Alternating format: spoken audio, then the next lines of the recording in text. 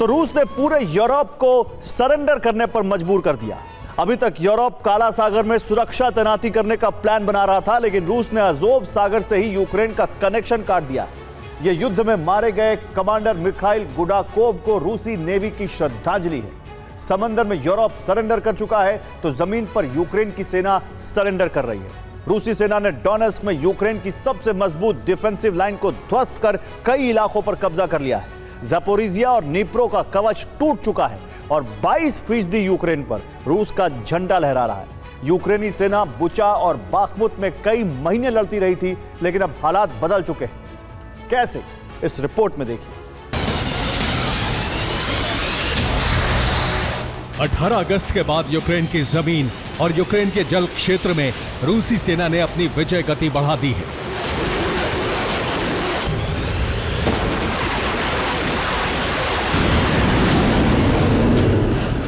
Trump जिस युद्ध विराम और पुतिन ज़ेलेंस्की मीटिंग की कल्पना कर रहे थे, वो शायद कभी साकार नहीं होने वाला है।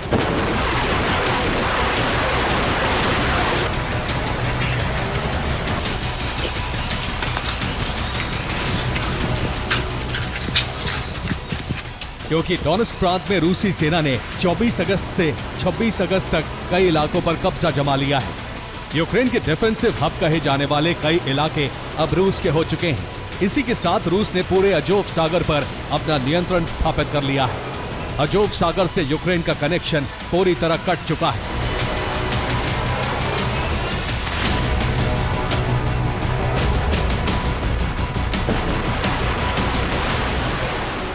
अजोव सागर में रूस का कब्जा होने का मतलब यह है कि अब यूक्रेन का काला सागर से सिर्फ एक कनेक्शन पॉइंट बचा है और वो है रोमानिया के करीब ओडेसा पोर्ट।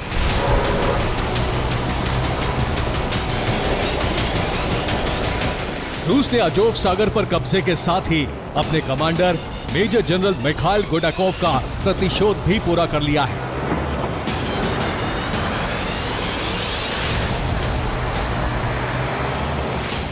मिखाइल गुडाकोव की मौत ऑपरेशन कोर्स्क में 2 जुलाई 2025 को हुई थी। गुडाकोव रूसी नेवी के उप प्रमुख थे। मार्च 2025 में उन्हें रूसी नेवी का उप प्रमुख बनाया गया था। उन्हें रूस का सर्वोच्च सम्मान hero of the Russian federation दिया जा चुका था।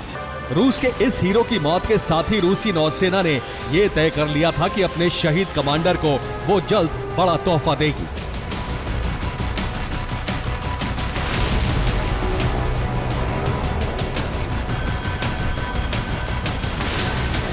60 दिन से भी कम वक्त में रूस ने अजोव सागर पर कब्जा जमा लिया है। अजोव सागर काला सागर से कर्ज की खाड़ी के जरिए जुड़ा है।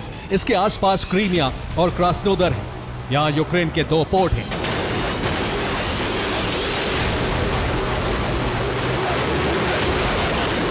इन पोर्ट्स पर रूस का कब्जा हो चुका है। अब शहीद गुडाकोव के सम्मान में रूस ने यहां से सामरिक और व्यापारिक गतिविधियां शुरू कर दी।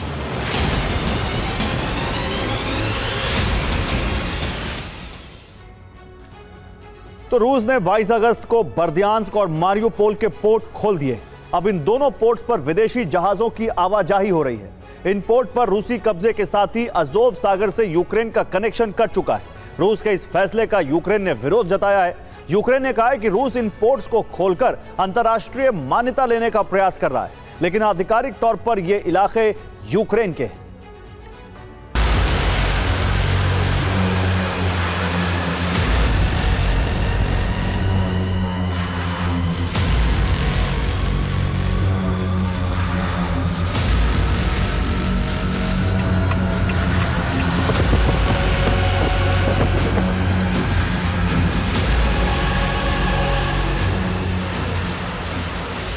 समंदर पर कब्जा जमाने के साथ साथ यूक्रेन की जमीन पर भी रूसी सेना ने बड़ी कामयाबी हासिल की है।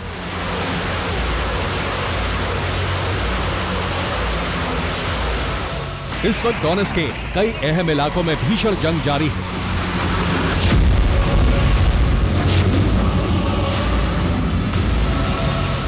पच्चीस अगस्त को रूसी सेना ने यूक्रेन के कई शहरों पर ताबड़तोड़ हमले किए।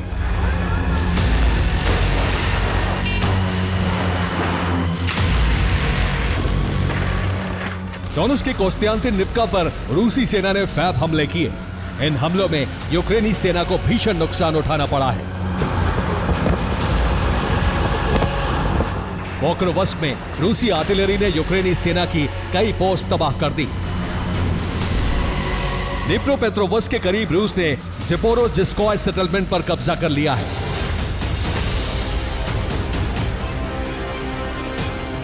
ज़पोरोजिस्कोय की जंग में यूक्रेनी सेना के 15 सैन्य वाहन और आर्टिलरी तबाह हुई है। रूसी सेनाएं कई मोर्चों पर एक साथ हमले कर रही हैं।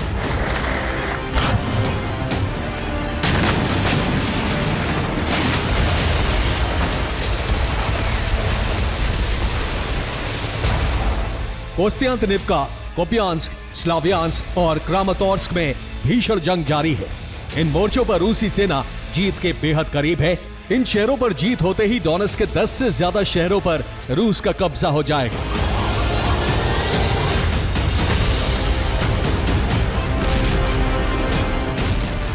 बीती रात रूसी सेना ने डोनेट्स्क के कई इलाकों में बिजली और पानी की सप्लाई लाइन पर हमले किए।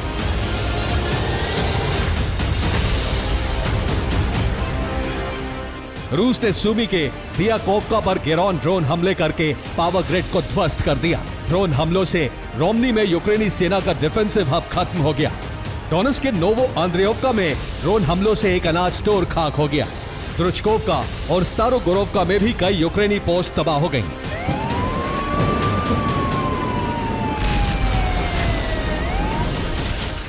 सूमी और कुपियांस्क के कई इलाकों में हालात खराब हैं।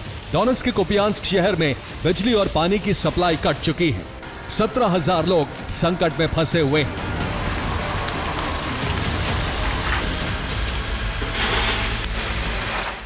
लेकिन इस वक्त रूसी सेना का टारगेट निप्रोपेट्रोवस्क और ज़पोरिज़िया है। इन्हें जीतने के लिए सेना क्रामातोर्स्क और स्लावियांस्क की ओर बढ़ रही है। और डोनेट्स्क प्रांत के स्लावियांस्क और क्रामातोर्स्क रूसी सेना के नए टारगेट हैं। ये दोनों शहर यूक्रेन के डिफेंसिव हब हैं जो रूसी सेना के एडवांस की रफ्तार कम कर रहे हैं। यही दोनों शहर ज़पोरिज़िया, निप्रोपेट्रोवस्क की आखिरी डिफेंस लाइन है। इनके आगे यूक्रेनी सेना मोर्चाबंदी नहीं कर पाई है। रूसी सेना ने इन दोनों शहरों को 3 तरफ से घेर लिया है। रिपोर्ट है कि रूसी सेना के बड़े हमलों से यूक्रेनी सेना पीछे हट रही है। अगर इन दोनों शहरों पर रूस का कब्जा हुआ तो ज़पोरिज़िया और निप्रोपेट्रोवस्क को जीतना रूस के लिए आसान हो जाएगा।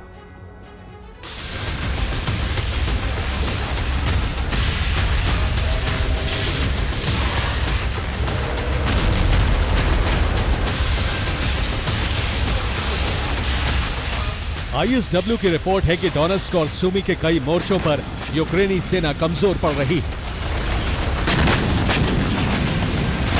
डोनेट्स्क के कई मोर्चे रूसी सेना ने बिना गोली चलाए जीत लिए हैं। अब अंतिम 2 मोर्चे बाकी बचे हैं।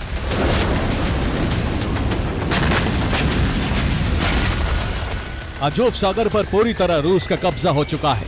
पूरा डोनेट्स्क रूसी कब्जे में जाने के करीब है। बाखमुत और बूचा की जंग रूस ने महीनों लड़ने के बाद जीती थी।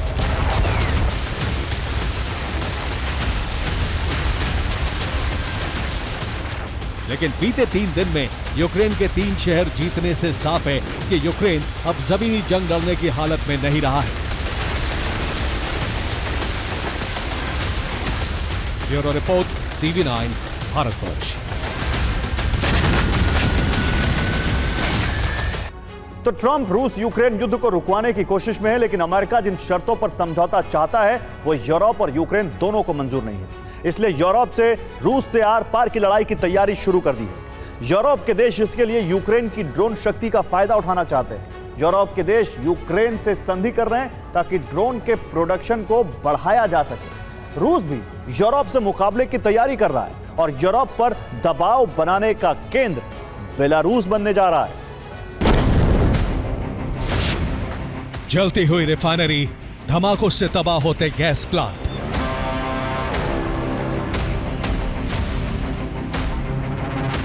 रूसी एयर डिफेंस की नाकामी और यूक्रेन की लगातार कामयाबी ने यूरोप को नई उम्मीदों से भर दिया है।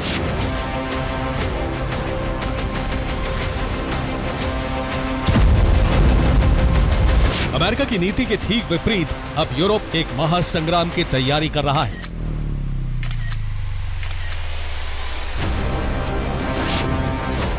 वजह ट्रंप पुतिन का समीकरण है। ट्रंप रूस के प्रति लगातार नरम हो रहे हैं, यूक्रेन को झुकने के लिए मजबूर कर रहे हैं। युद्ध विराम के लिए यूक्रेनी जमीन देना चाहते हैं।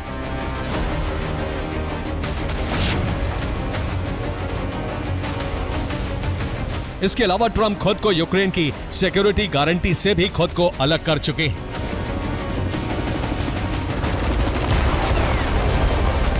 ऐसे में अब यूरोप एक नई प्लानिंग को आगे बढ़ा रहा है, जिसका मकसद रूस की हार है।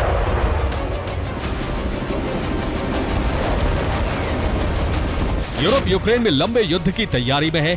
यूरोप रूस को हराने के लिए तैयारी में है। ड्रोन वॉर को लेकर नई योजना बन रही है। यूरोप को आभास हो चुका है कि ड्रोन से ही रूस को हराया जा सकता है, इसलिए ड्रोन युद्ध की तैयारी को नए सिरे से शुरू कर दिया गया है।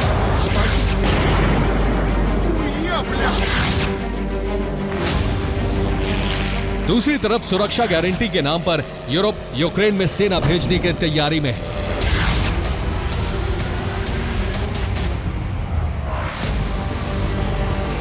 फ्रांस के रिसर्चर एली टेनीबॉम ने यूरोप को नई सलाह दी है। एली के मुताबिक यूरोप को युद्ध विराम से पहले यूक्रेन में सेना की तैनाती करनी चाहिए।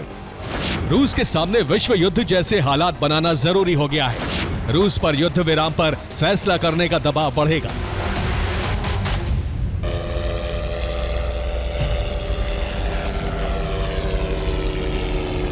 एक्सपर्ट मान रहे हैं कि रूस को यूक्रेन पर फैसला करने के लिए युद्ध की चुनौती देना ही सबसे सही तरीका है।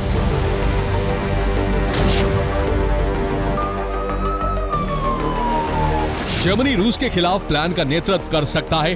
जर्मन चांसलर से जेलेंस्की ने विस्तार से चर्चा की है। यूक्रेन के लिए एयर डिफेंस को जर्मनी सबसे जरूरी मान रहा है।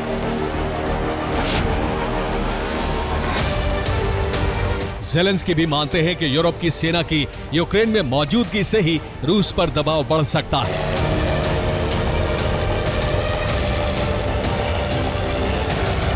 लेकिन दूसरी तरफ एक्सपर्ट मानते हैं कि यह नए युद्ध की वजह भी बन सकता है, इसलिए फिलहाल तैयारी दो मोर्चे पर है। यूरोप एक तरफ यूक्रेन में सेना भेजने की तैयारी में है, तो वहीं दूसरी तरफ युद्ध छिड़ने पर मुकाबले की तैयारी है।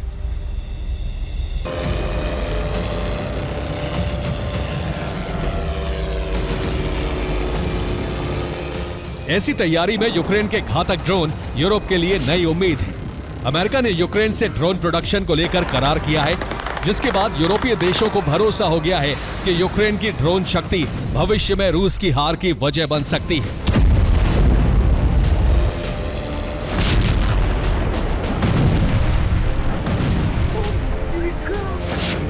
यूरोप के देश यूक्रेन से नई डील कर रहे हैं। यूक्रेन से ड्रोन प्रोडक्शन को लेकर डील हो रही है। शुरुआती दौर में 3 देशों ने डील फाइनल की है।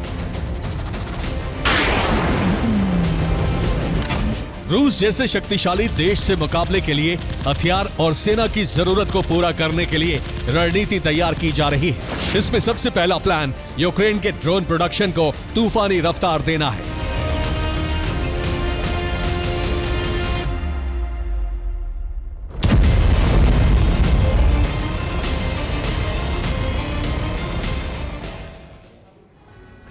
और यूक्रेन के साथ ड्रोन संधि की शुरुआत हो चुकी है। रूस के पड़ोसी देश अब यूक्रेन से डील कर रहे हैं।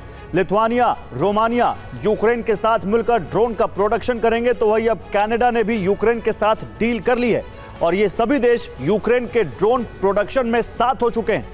यूरोप का मकसद यूक्रेन के ड्रोन प्रोडक्शन को डबल करना है। फिलहाल यूक्रेन ने 40 लाख ड्रोन बनाने का लक्ष्य रखा है। यूक्रेन के साथ यूरोपीय देश ड्रोन बनाने पर भारी भरकम खर्च करेंगे और इसका बजट तैयार किया जा रहा है। यूरोपीय देशों का मकसद 100 से अधिक प्रोडक्शन प्लांट बनाना है। रूस के हमलों से ड्रोन को सुरक्षित रखने के लिए यूरोप में ड्रोन के गोदाम बनाए जाएंगे।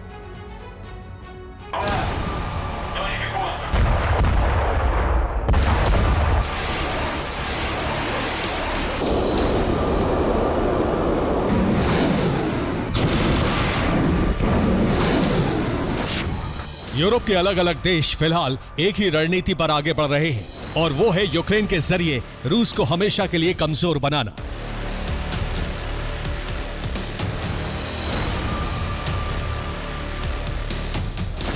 नॉर्वे के पीएम ने भी यूरोप के इस प्लान को लेकर संकेत दिया है।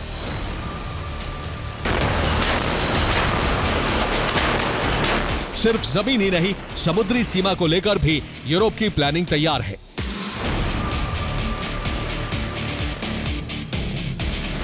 शुरुआत इटली ने भी कर दी है।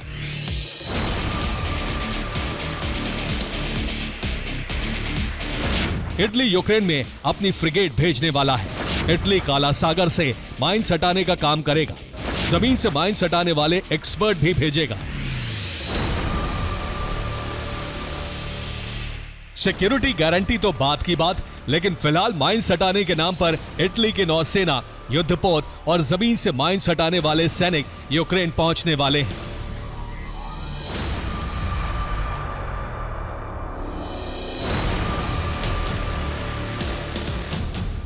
यह पहली बार है जब किसी देश ने यूक्रेन में अपनी सेना भेजने का ऐलान खुलकर किया है और मिशन की जानकारी दी है।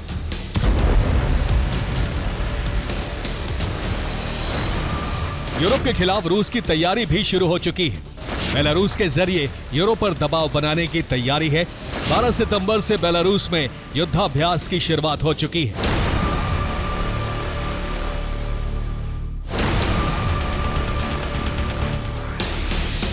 बेलारूस और रूस के युद्धाभ्यास को सिर्फ बहाना माना जा रहा है। लिथुआनिया की सेना ने अभी से अलर्ट जारी कर दिया है। सीमा पर सुरक्षा के उपाय किए जा रहे हैं।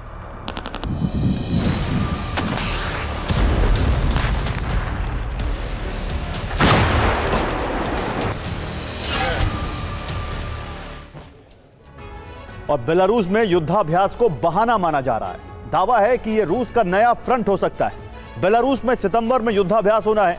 अभी तक की जानकारी के मुताबिक 30,000 सैनिक इसमें हिस्सा ले सकते हैं। युद्धाभ्यास में हाइपरसोनिक मिसाइल को शामिल करने पर बात हो रही है। दावा है कि इसी बहाने बेलारूस में रूसी सैनिकों और हथियारों की तैनाती की जाएगी। बेलारूस में युद्धाभ्यास से लिथुआनिया डरा हुआ है, क्योंकि लिथुआनिया और बेलारूस की सीमा 679 किलोमीटर लंबी है। यानी एक बड़े इलाके में लिथुआनिया को अपनी सुरक्षा मजबूत करनी होगी। लिथुआनिया बेलारूस की सीमा के बीच कटीले तारों की फेंसिंग है और लिथुआनिया के बॉर्डर गार्ड्स की यहां तैनाती है। सीमा पर लिथुआनिया ने कई वॉच टावर बनाए हैं और उनसे सीमा पर निगरानी रखी जाती है। बेलारूस पर नजर रखने के लिए लिथुआनिया ने सीमा पर सीसीटीवी कैमरे भी लगवाए, लेकिन ये सब ड्रोन हमले रोकने के लिए नाकाफी है। लिथुआनिया का एयर डिफेंस बहुत मजबूत नहीं है। लिथुआनिया के पास नासैम्स एयर डिफेंस है, लेकिन इसकी संख्या बहुत कम है। इसके अलावा लिथुआनिया के पास RBS-70NG नाम का पोर्टेबल एयर डिफेंस है, जिसकी रेंज बहुत कम होती है। बॉर्डर पर नजर रखने के लिए लिथुआनिया की सेना सेंटिनल रेडार और जिराफ मार्क 5 रेडार का इस्तेमाल करती है।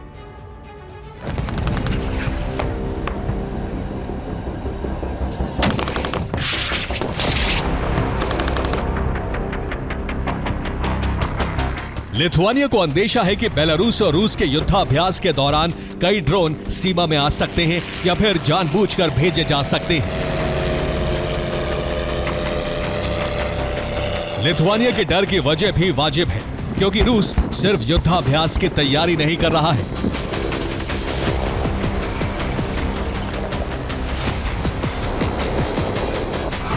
रूस ने बड़े पैमाने पर सेना की भर्ती शुरू कर दी है। 10 नई सैन्य डिवीजन बनाने की तैयारी चल रही है। एक रूसी डिवीजन में 12,000 सैनिक होते हैं, यानी रूस का लक्ष्य 1,20,000 सैनिक जुटाना है।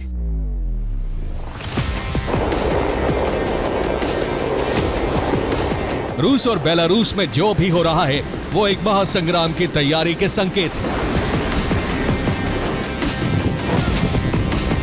यूरोप के देशों के खिलाफ तैयारी के लिए बेलारूस में एटमी मिसाइलों की तैनाती की जा रही है।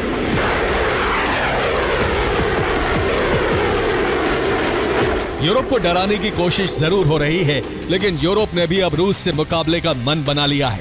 उम्मीद की जा रही है कि यूरोप का मिशन एक महासंग्राम की वजह बनेगा।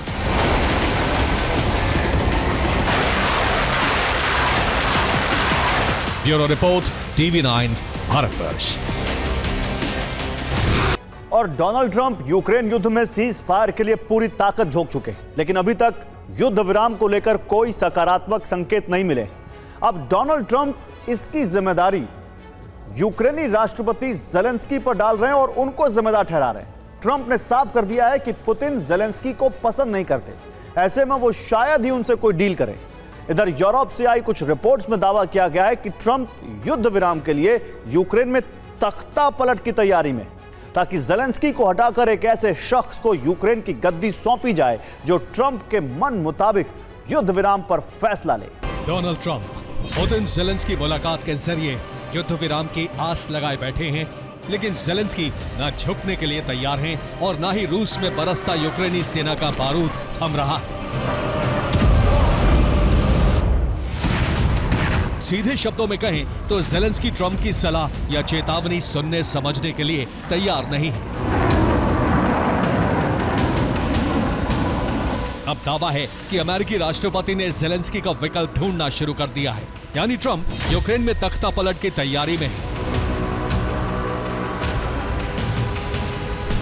दरअसल ट्रंप जंग में जेलेंस्की को संयम बरतने की सलाह दे रहे हैं, साथ ही उन पर पुतिन की शर्तें मानने का दबाव डाल रहे हैं।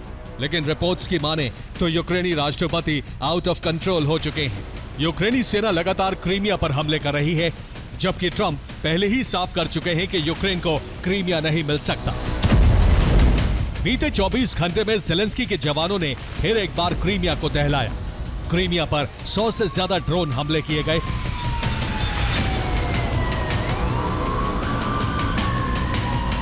इन हमलों में जेलेंस्की का प्रमुख लक्ष्य क्रीमिया के सुपरमार्केट वाले इलाके, रेलवे ट्रैक और रेलवे स्टेशन थे। यूक्रेन की ड्रोन ब्रिगेड के हमलों में क्रीमिया में मौजूद एक सुपरमार्केट में आग लग गई, जिसमें 2 लोगों की मौत हो गई। इसके अलावा यूक्रेन ने ड्रोन हमलों के जरिए एक रेलवे ट्रैक को उड़ा दिया। सिर्फ इतना ही नहीं, ड्रोन हमलों में एक रेलवे स्टेशन को भी तबाह कर दिया गया। ये क्रीमिया में मौजूद जनकोई का वीडियो है, जहां रेलवे ट्रैक से जबरदस्त धुआं उठता दिखाई दे रहा है। हमले के वक्त यहां से एक ट्रेन तेल लेकर गुजर रही थी। हमले में ट्रेन के कई डिब्बे में आग लग गई, साथ ही रेलवे ट्रैक को भी काफी नुकसान पहुंचा है। दरअसल जेलेंस्की किसी भी हालत में युद्ध विराम से पहले क्रीमिया को वापस पाना चाहते हैं, जिसके लिए यूक्रेनी सेना रणनीतिक रूप से अहम लोकेशंस को टारगेट कर रही है, ताकि रूस की स्थिति को कमजोर किया जा सके। बीते 24 घंटे में हुए हमले भी इसी का नतीजा है। दरअसल रूस क्रीमिया और दक्षिणी यूक्रेन तक हथियार भेजने के लिए खास रेल रूट का इस्तेमाल करता है। ये रूट कर्च रेलवे ब्रिज से शुरू होकर बागेरोवो और फियादोसिया से होते हुए जनकोई तक जाता है। जनकोई से आर्मियांस्क होते हुए हथियार यूक्रेन के खिर्सोन तक पहुंचते हैं। वहीं यहां से एक रेलवे ट्रैक सेवस्तोपोल तक भी जाता है, यानी जनकोई रूस के लिए बेहद अहम है। जेलेंस्की की ड्रोन ब्रिगेड ने हमला कर जनकोई में रेलवे ट्रैक को गंभीर नुकसान पहुंचाया है। वहीं पास में मौजूद उरोजाइना रेलवे स्टेशन को भी तबाह कर दिया है। यह रेलवे स्टेशन सिम्फरोपोल और सेवस्तोपोल तक हथियार रूट के मध्य में मौजूद है। इन हमलों के जरिए यूक्रेन की कोशिश क्रीमिया में हथियारों की सप्लाई को बाधित करना है, ताकि यहां रूस की स्थिति कमजोर की जा सके।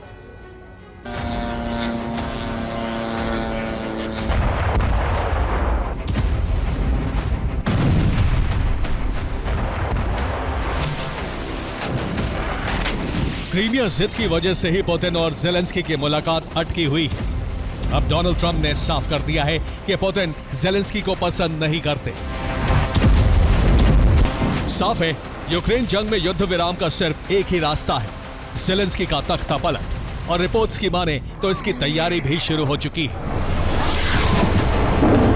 ब्रिटिश अखबार द गार्डियन की रिपोर्ट के मुताबिक ट्रंप जेलेंस्की को हटाकर वालेरी ज़ालुझनी को राष्ट्रपति पद पर बैठाना चाहते हैं। ज़ालुझनी फिलहाल ब्रिटेन में यूक्रेनी राजदूत के पद पर तैनात हैं। फरवरी में ट्रंप जेलेंस्की की बहस के बाद जेरी वेंस ने ज़ालुझनी से संपर्क किया था। हालांकि तब ज़ालुझनी ने वेंस से फोन पर बात करने से इनकार कर दिया था। माना जा रहा है कि अमेरिका एक बार फिर ज़ालुझनी से संपर्क करने की कोशिश कर रहा है। अगर वालेरी ज़ालुझनी जेलेंस्की को हटाकर सत्ता की कमान संभालने के लिए तैयार होते हैं, तो ट्रंप यूक्रेन में तख्ता पलट की कवायद शुरू कर देंगे। लेकिन सवाल है कि ट्रंप की पहली पसंद वालेरी ज़ालुझनी ही क्यों है? ज़ालुझनी यूक्रेनी सेना के चीफ ऑफ स्टाफ रह चुके हैं। उनके यूक्रेनी सेना में आज भी बेहद अच्छी पकड़ है। वहीं यूक्रेन में उनकी छवि एक देशभक्त की है।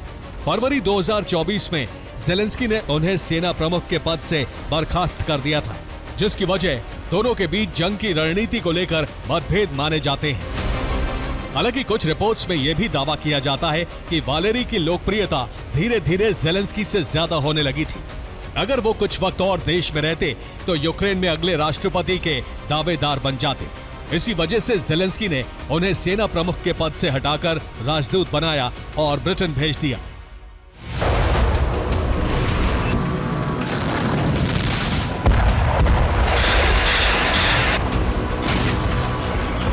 ऐसे में माना जा रहा है कि ट्रंप जालूजनी के पुराने घावों को ताजा कर ज़ेलेंस्की को सत्ता से बेदखल करने का प्लान तैयार कर रहे हैं। इधर ज़ेलेंस्की न सिर्फ क्रीमिया को टारगेट कर रहे हैं, बल्कि फ्रंट लाइन पर भी बड़े हमले कर रहे हैं।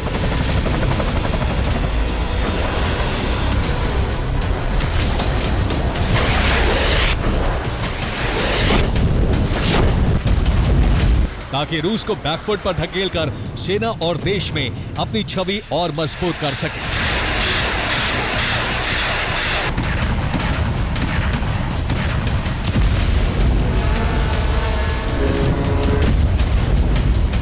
डोनेट्स्क में यूक्रेनी टैंक फ्रंट लाइन पर बड़े हमले कर रहे हैं।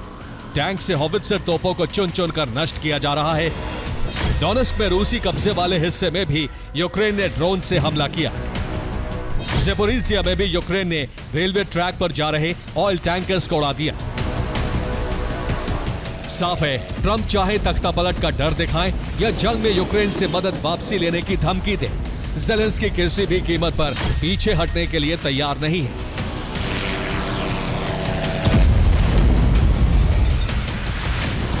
जो निकट भविष्य में यूक्रेन में बड़ी तबाही और राजनीतिक अनिश्चितता का संकेत दे रहा है। Bureau report, TV9 Bharatvarsh.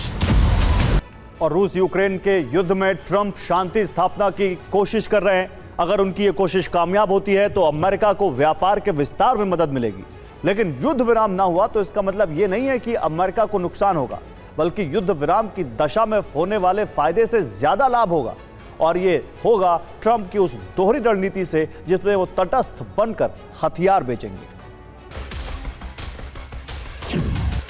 रूस यूक्रेन के बीच भड़की आग की तपिश में न सिर्फ क्रेमलिन और मारियान्स्की पैलेस जल रहे हैं, बल्कि दुनिया भी महाविनाश की आंच महसूस कर रही है।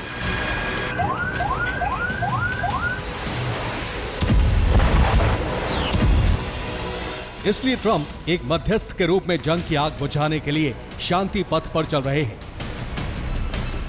लेकिन ट्रंप की इस कोशिश पर संदेह तब गहराता है जब वास्तविक स्थिति असमंजस में डाल देती है। स्थिति यह है कि ट्रंप ने पुतिन ज़ेलेंस्की की वार्ता के लिए मंच बनाना शुरू कर दिया है, तो दूसरी तरफ यूरोप के जरिए वो यूक्रेन को हथियार भी देने पर राजी है। इससे अलग ट्रंप रूस के साथ न्यूक्लियर वार्ता के लिए भी तैयारी कर रहे हैं।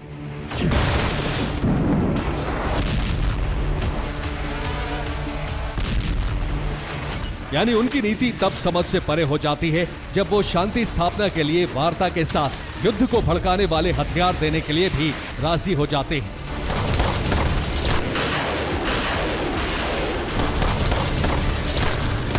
इसलिए ट्रंप की कोड पॉलिसी को डिकोड करना बहुत जरूरी हो जाता है। और जब इस नीति का विश्लेषण होता है तो चौंकाने वाले तथ्य सामने आते हैं, जो बताते हैं कि ट्रंप युद्ध में सिर्फ अपने हित के लिए काम कर रहे हैं। ट्रंप की दोहरी नीति व्यवसाय में प्रगति। ट्रंप के शांति प्रस्ताव का निष्कर्ष यही है, पुतिन की शर्तों पर युद्ध विराम के लिए ज़ेलेंस्की को मनाना, ना माने तो पुतिन और ज़ेलेंस्की को एक मंच पर लाना, और बात ना बने तो युद्ध को भड़काकर मोटी कमाई करना।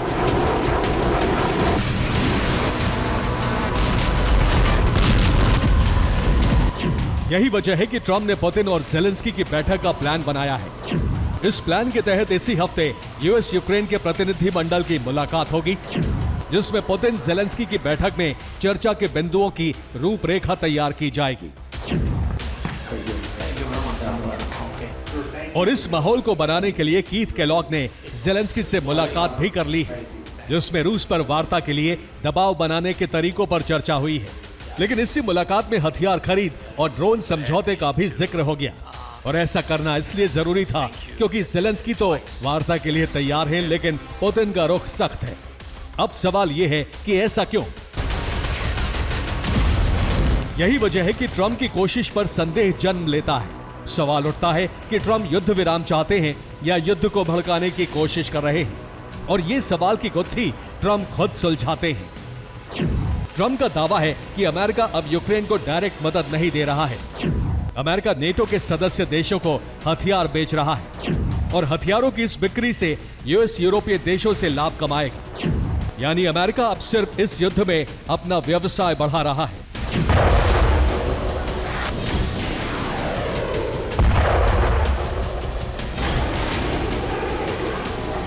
यानी अमेरिका यूक्रेन में प्रत्यक्ष भूमिका शांति स्थापना के लिए निभा रहा है, और अगर यूक्रेन रूस के बीच डील नहीं होती है तो अमेरिका की भूमिका हथियार विक्रेता के रूप में बनी रहेगी। लेकिन यहां भी एक संदेह जन्म लेता है। संदेह है युद्ध विस्तार व्यापार में बढ़ोतरी का।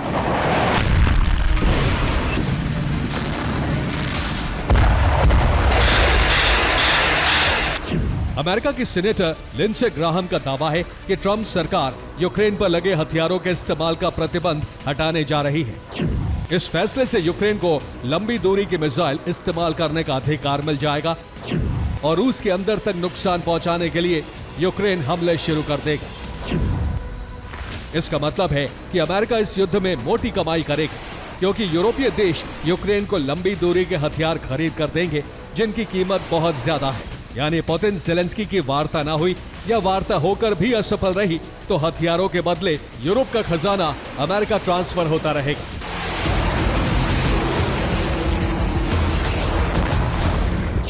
जिसका सीधा मतलब है कि यूरोपीय देशों को अपना रक्षा बजट बढ़ाना पड़ेगा।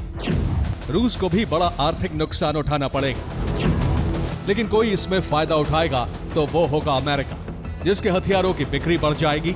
हालांकि इसकी शुरुआत भी कई यूरोपीय देशों के रक्षा बजट बढ़ने से हो चुकी है, लेकिन ये बजट अभी यूक्रेन के लिए अपने लॉन्ग रेंज हथियारों के प्रोडक्शन पर ज्यादा खर्च हुआ है, जिसका प्रमाण है यूक्रेन को लॉन्ग रेंज मिसाइल की तकनीक देना, जिससे 1000 किलोमीटर की रेंज वाली नेपच्यून क्रूज मिसाइल बना ली गई है।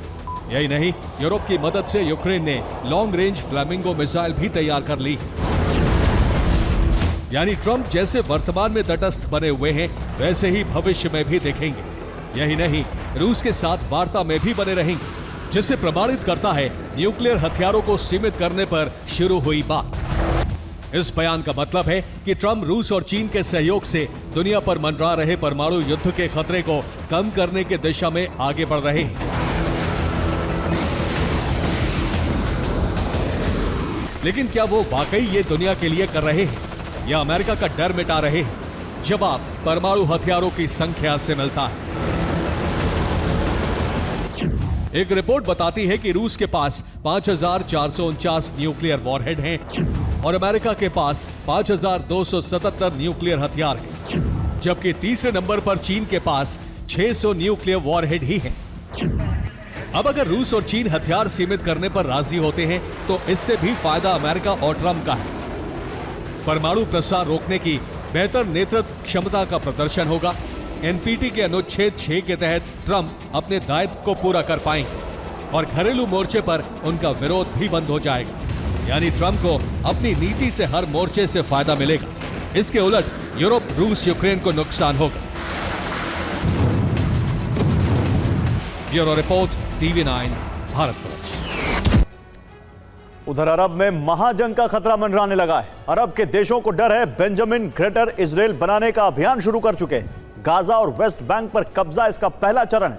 ऐसे में सऊदी अरब में OIC के विदेश मंत्रियों की इमरजेंसी बैठक बुलाई गई। यह बैठक इजराइल के विरुद्ध अरब देशों की एकता के तौर पर देखी जा रही है। बेंजामिन नेतन्याहू के ग्रेटर इजराइल प्लान की आहट ने अरब में खलबली मचा दी है। डर है नेतन्याहू ग्रेटर इजराइल बनाने का अभियान शुरू कर चुके हैं, जो अरब को महायुद्ध की आग में झोंक देगा।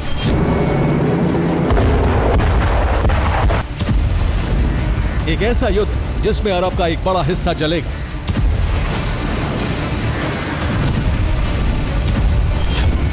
इसे लेकर ओआईसी में शामिल देशों की आपात बैठक बुलाई गई। इस बैठक में ओआईसी देशों के विदेश मंत्री शामिल हुए। बैठक में बेंजामिन के ग्रेटर इजराइल अभियान पर बात हुई। मिस्र ने ऐलान किया कि वो ग्रेटर इजराइल के भ्रम को कभी पनपने नहीं देगा। वहीं सऊदी अरब ने इसे अरब की शांति के लिए खतरा बताया है।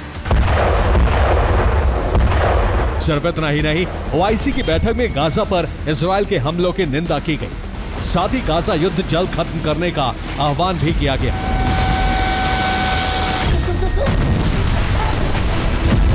हाल ही में बेंजामिन नेतन्याहू ने अपने ग्रेटर इजराइल ख्वाब को साकार करने के संकेत दिए थे, जिसके बाद से ही ओआईसी देशों में कोहराम मचा हुआ है। दरअसल दशकों पहले जिस इलाके में इजरायली साम्राज्य था, अब वहां नेतन्याहू ग्रेटर इजराइल बनाना चाहते हैं। ग्रेटर इजराइल का जो प्लान है उसमें Gaza, West Bank, Lebanon, Jordan, Syria, मिस्र, सऊदी अरब, इराक और तुर्की का भी कुछ भूभाग आता है। यानी इन देशों की कुछ जमीनों पर कब्जा कर ग्रेटर इजराइल बनाने की योजना है। यानी ये अभियान नेतन्याहू ने शुरू किया तो इन सभी देशों पर बारूद बरसना तय है। इजराइल के इस प्लान के सामने आने के बाद ईरान इजराइल जंग का दूसरा चरण शुरू हो सकता है। माना जा रहा है कि ईरान किसी भी वक्त इजराइल पर मिसाइलों से हमला कर जंग छेड़ सकता है। इन कयासों की एक बड़ी वजह रूसी राजनयिकों को इजराइल से वापस बुलाना है। दावा है कि रूस ने इजराइल में मौजूद अपने राजनयिकों को वापस बुला लिया है। 20 से 25 अगस्त के बीच रूसी Tu-214 विमान ने मॉस्को से तेल अवीव के बीच 4 बार उड़ान भरी। इसे एक बेहद सुरक्षित विमान माना जाता है जो कई सुविधाओं से लैस है। इस विमान को वीआईपी लोगों की आपात निकासी के लिए इस्तेमाल किया जाता है। सिर्फ इतना ही नहीं, रूसी राष्ट्रपति व्लादिमीर पुतिन ने ईरानी राष्ट्रपति से फोन पर बात की है। दावा है कि दोनों के बीच अलास्का वार्ता को लेकर चर्चा हुई। साथ ही पेजेश्कियान ने पुतिन को ईरानी परमाणु कार्यक्रम के बारे में जानकारी दी। पुतिन और पेजेश्कियान के एससीओ समिट में द्विपक्षीय वार्ता पर भी सहमति बनी है। माना जा रहा है कि इस दौरान बेंजामिन के ग्रेटर इजराइल प्लान पर भी बात होगी। इस बीच खामनेई की सलाहकार परिषद के सदस्य मोहम्मद सद्र ने रूस पर गंभीर आरोप लगाए हैं। उन्होंने रूस ईरान गठबंधन को महज एक छल और षड्यंत्र करार दिया है। दावा किया है कि ईरानी डिफेंस सिस्टम की लोकेशन रूस ने इजराइल को दी थी, जिसका इस्तेमाल इजराइल ने युद्ध के दौरान किया। हालांकि एक्सपर्ट्स इसे ईरान की रणनीति का हिस्सा मान रहे हैं। ईरान रूस पर दबाव बनाने की कोशिश में है ताकि इजराइल के साथ दोबारा जंग के हालातों में रूस खुलकर ईरान का साथ दे। Bureau report, TV9 Bharatvarsh. और ट्रंप के नीतिगत फैसले क्या होंगे ये शायद कोई नहीं जानता। वो कब किसके साथ दोस्ती बढ़ाना चाहते हैं और कब दुश्मनी का दरवाजा खोल देते हैं, ये सिर्फ वही जानते हैं। ऐसा ही कुछ पूर्वी एशिया के मोर्चे पर हुआ है, जिससे कोरियाई प्रायद्वीप का समीकरण ही बदल गया है। पूर्वी एशिया में दक्षिण कोरिया एक ऐसा देश है जो जमीनी सीमा साझा करने वाले अपने पड़ोसी से दुश्मनी तो रखता है, लेकिन रक्षा और सुरक्षा की जिम्मेदारी खुद नहीं उठाता। वो इसके लिए अमेरिका पर निर्भर है और अब ट्रंप ने संकेत दे दिए हैं कि दक्षिण कोरिया की सुरक्षा खतरे में है।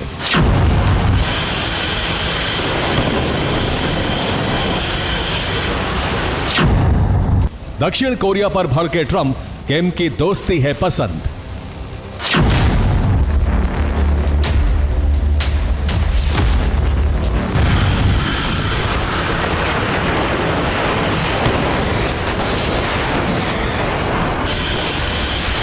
ये शब्द किम जोंग उन के लिए ट्रंप ने तब कहे जब व्हाइट हाउस में उनकी मुलाकात दक्षिण कोरिया के राष्ट्रपति ली जे म्यूंग से होने जा रही थी।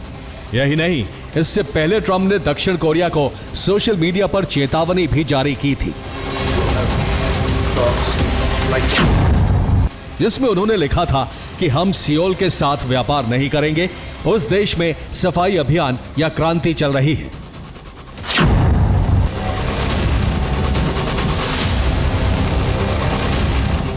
दरअसल इस चेतावनी के पीछे ट्रंप का एक मकसद है उन जगहों पर कब्जा हासिल करना जिन्हें दक्षिण कोरिया ने अमेरिका को लीज पर दिया है। इन जगहों पर अमेरिका के ठिकाने हैं, लेकिन ट्रंप इन्हें व्यावसायिक उपयोग के लिए खरीदना चाहते हैं। हालांकि ली जे-म्यूंग से मुलाकात के दौरान इस विषय पर चर्चा नहीं हुई, लेकिन ट्रंप ने संकेत दे दिए हैं कि अगर डील नहीं हुई तो अमेरिका उत्तर कोरिया के पक्ष में खड़ा हो जाएगा, जिस पर साउथ कोरिया के राष्ट्रपति ने मजाकिया अंदाज में तंज कसा।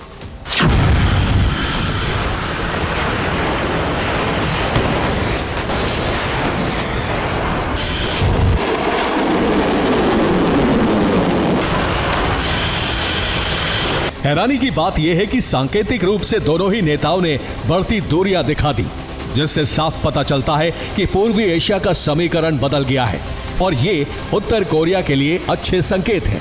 वो उत्तर कोरिया जिस पर निगरानी के लिए ट्रंप ने रीपर ड्रोन की भी तैनाती की है, इसलिए दक्षिण कोरिया को एक सांकेतिक चेतावनी भी दी गई है।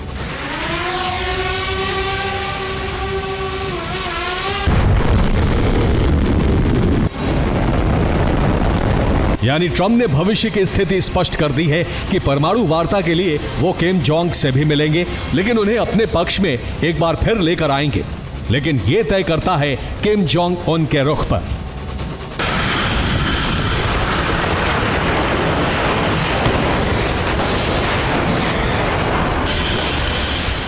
Bureau report, TV9 Bharatvarsh. Venezuela America और चीन के बीच तनाव की नई वजह बना है। चीन वेनेजुएला से तेल खरीदता है और ट्रंप ने वेनेजुएला से तेल लेने वालों पर 25% टैरिफ लगाने की धमकी दी थी। अब चीन खुलकर वेनेजुएला का समर्थन कर रहा है और अमेरिकी युद्धपोत की तैनाती को उसने गलत ठहरा दिया है। गुस्से में ट्रंप ने अब चीन पर 200% टैरिफ लगाने की धमकी दे दी।